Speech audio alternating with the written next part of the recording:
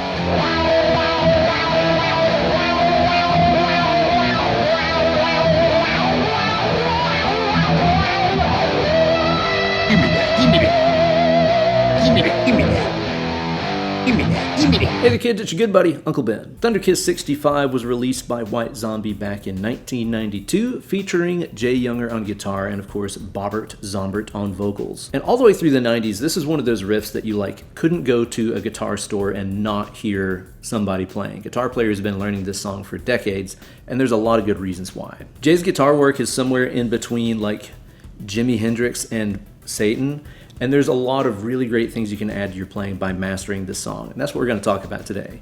But you're going to get even more out of today's video if you check out the extended and ad-free cut that's only available on my Patreon page at patreon.com/Ben Eller Guitars. I assure you, it's not a cult.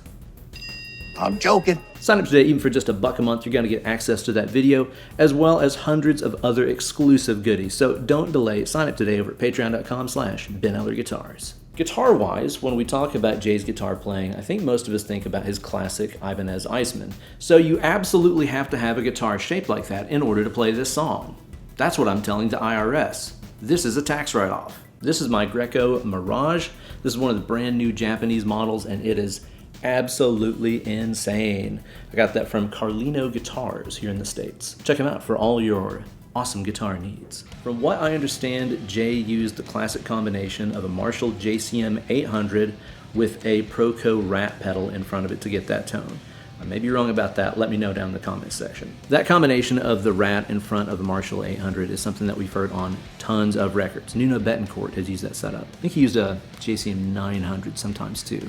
But that is a great sounding setup. So if you want something unique, try yourself a Proco Rat. It's a really cool pedal. But as for myself, I'm going to be using my new favorite feline. This is the Bad Cat Hot Cat 50 that they just came out with, and this amp is absolutely amazing. 2 channels, there's a high mode and a low mode on each depending on how much gain you want. Today I'm just playing straight into the amp on channel 2 on the high mode. Seriously, freaking awesome amp. I really think you could do any gig with this thing. Yeah, let's get into it. So this song is in standard tuning, and it kicks off with that iconic intro riff.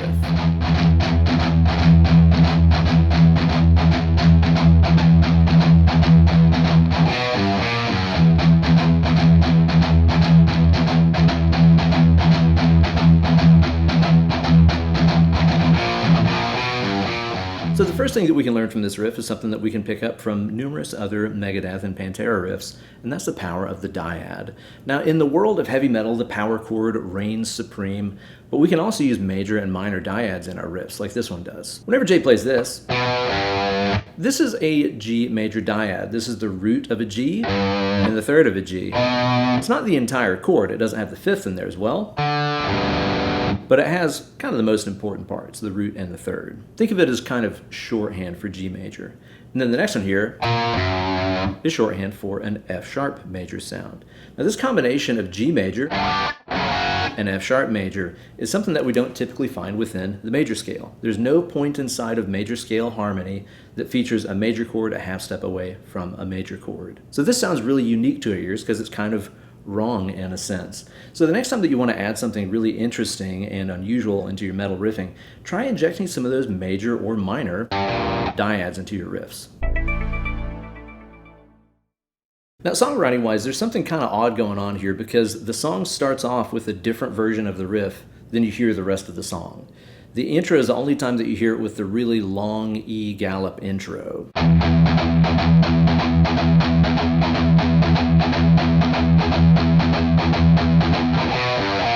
And it's also the only time that we have this odd extra 2-beat measure thrown in. Because the second time around, they hit it with that flat 5 tag, and then add back on our little dyad riff right there. That's an extra 2 beats that gets added onto that riff. 1, 2, 3, 4, 1, 2, 3, 4, 1, 2. For some reason in my head, they did that several times throughout the song, but it's only right there at the introduction. For the verse, we just simplify that and play a shorter pattern on E with that same dyad riff.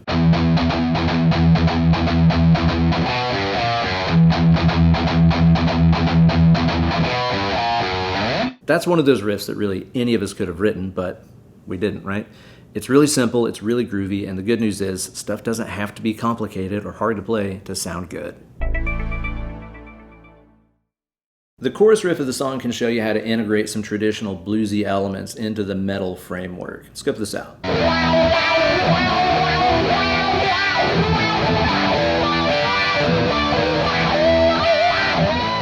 So that riff right there really sounds to me like it would fit in perfectly in like a Jimi Hendrix or Stevie Ray Vaughan song, right? Like imagine that on a Strat through a Marshall, right? Maybe played with a little bit of groove to it.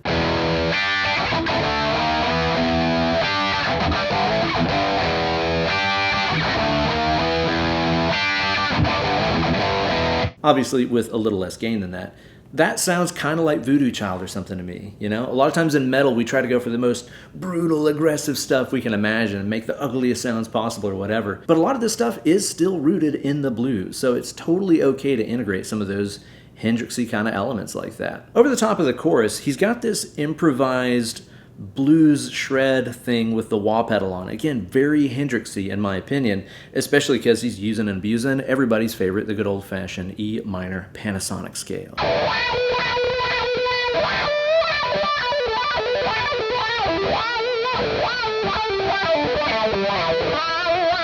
I don't think this is exactly like a written part. I think this is more of a just improvising inside of that scale and playing cool stuff kind of section, because he does it different every single time.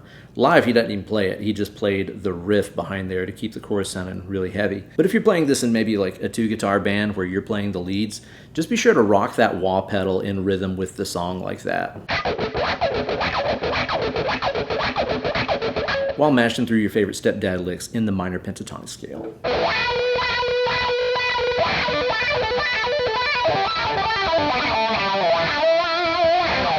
It's worth noting too that a few times in there it sounds like he switches over to the Randy Rhoads special, the minor hexatonic scale.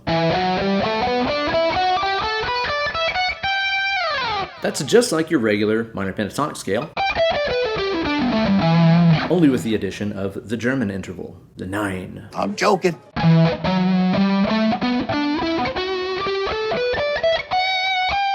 Makes it a little bit more melodic sounding without sounding full-blown minor and sad.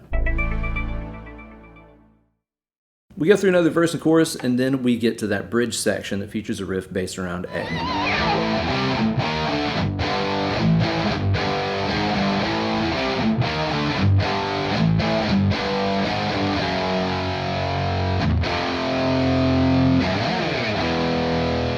What we can learn from this section is something I've talked about many times in this series, and that's the power of a cool key change. So far, everything in the song had been based around E, and now we get to this section, which is based around A, obviously. This is a movement of 1/4 away. E, F, G, A. You can always count on your fingers like a homeschooler, like me, if you need to find out how far away you're moving in the scale. In this case, we're moving up 1/4, which is a really great change because the language of A minor and E minor are only different by like one note. A minor has an F note, E minor has an F sharp note, otherwise they're basically the same. So this little key change that we get when we go to this riff,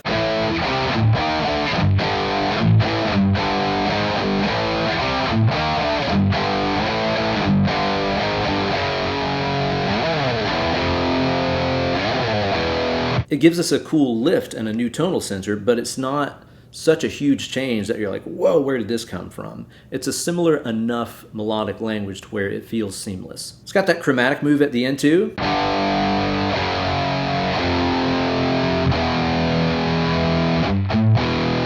To lead us into the second bridge section, where we go back to the original key center of E. The middle section here features some really chaotic and really dissonant riffs. So far, everything had been kind of blues rock-ish. Again, not too far from the Hendrix vocabulary, but when we get here, it's full-on weird and features a bunch of chromatic stuff. We're using a flat 9 in there, a little bit less melodic, a little bit more aggressive. Scope it out.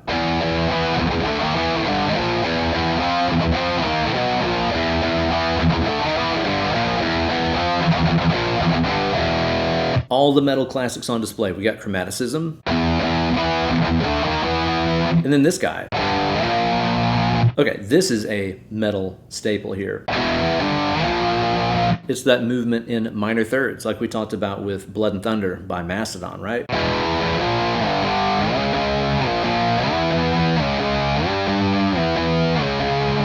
Whenever you have power chords or single notes that move in those 3-fret intervals, we're moving in minor thirds. That construction of minor third, minor third, minor third spells out a diminished chord. Using demolished chords is a great way to instantly get that spooky sound. But then you got this section, which is completely out of left field and doesn't really make sense from any kind of traditional scalar perspective. But again, it's cool to add in a little bit of dissonance in here. We've got E, F, E flat, B and B flat. There's not really any scale I can think of that contains all of those right there. Just this really odd, angular sounding riff in there. It's really chaotic. So the cool thing is, Jay builds up all this ugly dissonance with that chaotic riff, then dumps you out into this really simple, nasty, bluesy riff after that that just grooves super hard.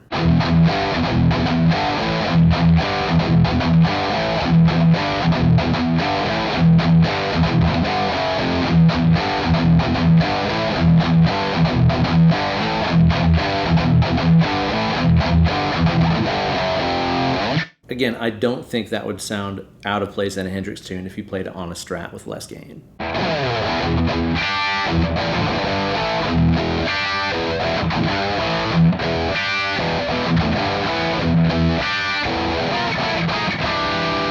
They go back to the chaotic riff, and then they introduce another riff to end the bridge section out. Now, this is really unusual. There's not typically this many parts in the middle of a song, unless it's like Metallica or something.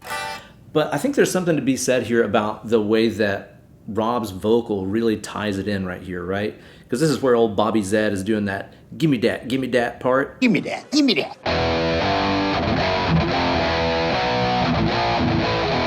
I think by having a really strong vocal hook over that riff, it kind of distracts you from the fact that it's something else being added into the song this late in the game. Over that chaotic riff, he's doing some more wah pedal drenched shredding.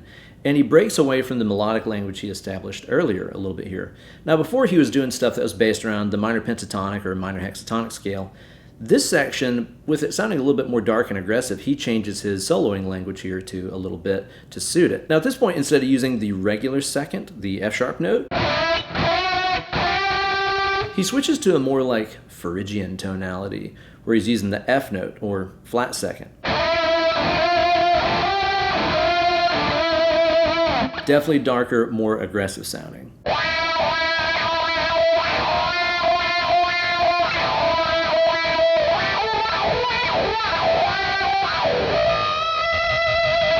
And this section features more of those Hendrixy unison bends. Let's talk about those a little bit. Those are the kind of bends that when you do them with a wah pedal, you kind of have to make a face when you do it, or else it doesn't really count. Now, if I was to do that without the wah pedal, you'll hear what's making this sound so cool. So essentially what we're doing is fretting a note on the B string, playing a note a whole step away from that on the G string, and then bending the note on the G up until they're in unison. Kind of sounds like when you just put new strings on and you're tuning up, right? Now, what makes them sound so like screechy, like a pterodactyl flying overhead, is the vibrato. Because essentially if I was to slow that down here, you'd hear that I'm taking it up to pitch and then dropping it down a little bit so it's out of tune and screechy, and then taking it right back up to pitch again. It sounds kind of like this. If you do it fast, it's Hendrix. If you do it slow, it's Corn, apparently. As you do those, be sure to keep that B string stationary. This is a real challenge. You really got to glue that first finger to the fretboard there and push that G up and down here using your middle and ring fingers. Notice I'm using the buddy system. Never bend alone and make one finger do all the work. It's kind of like with my starting grip right here. I've got the side of the hand here on the edge of the neck. Do you see that? I'm kind of using that last knuckle right here as like a door hinge, and that is the way I'm bending that string up towards the ceiling, pushing it up like that. You'll notice it's not the fingers doing it. That takes a lot of finger strength to do. Dime did that really well. I'm really using the bigger, stronger muscles in my forearm to help me push that string up to the ceiling like that. So again, it's not this motion, it's this motion. It's swinging that door on the hinge. That also involves having a good fulcrum up here at the top of the neck with your thumb. So grab the neck in that manglet and stranglet position and rock that door open and closed as you do that bend and rock that wah pedal.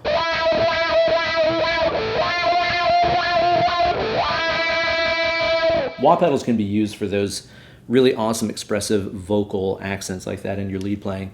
You know who I think like the wah pedal master is? Not Kirk Hammett. I'm joking. I think Steve Vai is incredible at using a wah pedal for effects like that. Just really gently making notes get nastier as he holds them out, or pulling them back so they sound a little bit softer. Vai is really subtle in his wah pedal use. But leads like Jay's doing right here are the perfect place to get your feet wet with using that wah pedal. So there you go, guys, a breakdown of a white zombie classic that we've been enjoying for over 3 decades now. It's not complicated, but there's a lot of great stuff you can pick up if you master that tune. And I gotta give a huge shout out here to my Patreon community for encouraging me to make this video. I've got a really busy week on my hands right now. I'm fixing to go play on the Shipwrecked cruise, which is an amazing time.